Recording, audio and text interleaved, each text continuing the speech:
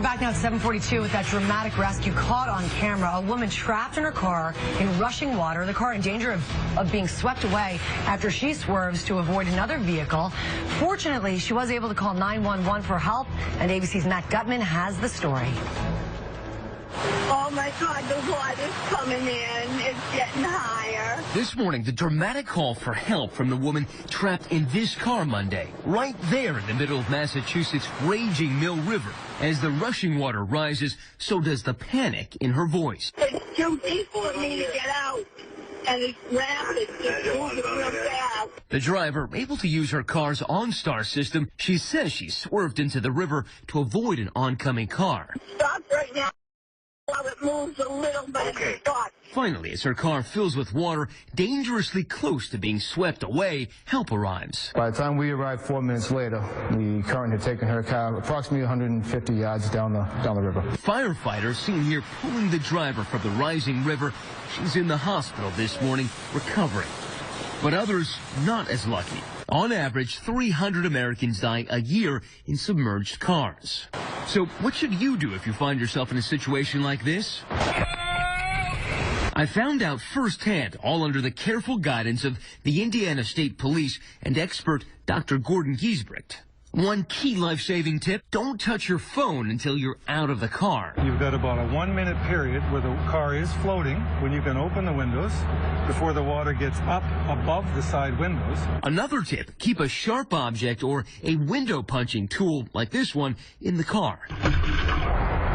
In situations like this, you want to be your own hero and get out of the car before it sinks. For Good Morning America, Matt Gutman, ABC News, Miami. Thank you so much, Matt Gutman. We're back now at 7:42 with a GMA investigates and an incredible new experiment this morning, revealing what to do if you're caught in a flash flood or fast rising water. ABC's Matt Gutman bravely got behind the wheel to test out a new way to escape a submerged car.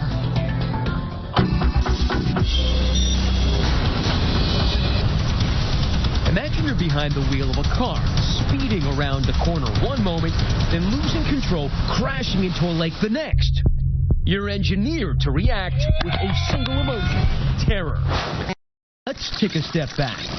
This wasn't an accident. In fact, it's all precisely planned under the guidance of the Indiana State Police and Dr. Gordon Giesbrecht, the guru of a new philosophy of escaping a submerged car alive. Basically what I'm trying to do is create the stop, drop, and roll for the 21st century.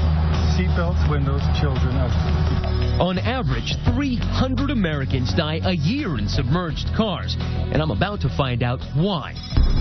As we prepare to crash the car into the water, Giesbrecht walks me through the new method so we can all escape the car alive. One, you have to have your seatbelt off so you can move.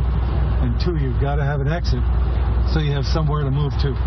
And it's not the door. You need to plan. There are 3 safety divers in the water, 1 in the car, equipped with air tanks should we get into real trouble. All right, it's go time. I round the cones and hit the ramp at 15 miles an hour. I unclick my seatbelt, roll down the window, get my pretend baby, and flop out of the window into the water. Oops, sorry, kid. One key life-saving tip. Do not touch your cell phone. If you touch your cell phone, you're probably going to die. You've got about a 1 minute period where the car is floating when you can open the windows before the water gets up above the side windows. Another tip, keep a sharp object or a window punching tool like this in your car. For decades, experts taught us the only way to survive was letting the car fill with water before opening the door and swimming out. That's the method that gets you killed. Don't wait for the water to come in the car for it to equalize to open up the door. Unless you want that to be your final resting place. Now it's time to do it again, this time simulating real-life problems. This Jeep is going to shove our car into the pond. Suddenly, that Jeep is pushing us much faster this time, well over 20 miles an hour, jolting over the ramp and down the bank. All of us shocked with the force it hits the water. This time, the water isn't trickling in, it's flooding in. And I'm about to make it worse. Try the door now, see if you can open it. We're all surprised when somehow I can. More water flooding in. The window is now stuck, So I shatter it with that puncher. But in the helter-skelter to escape this rapidly sinking car, I forget something really important. I shimmy out as the water engulfs the car. Watch how quickly this car goes under. But Giesbrecht and the safety diver are still inside.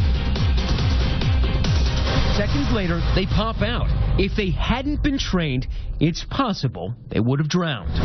For Good Morning America, Matt Gutman, ABC News, Indianapolis. That was an incredible piece. Such helpful information. And those window punchers, they're about $10. Yep. And every car should have one. They are. You need to have that. And we have every second counts. Wow.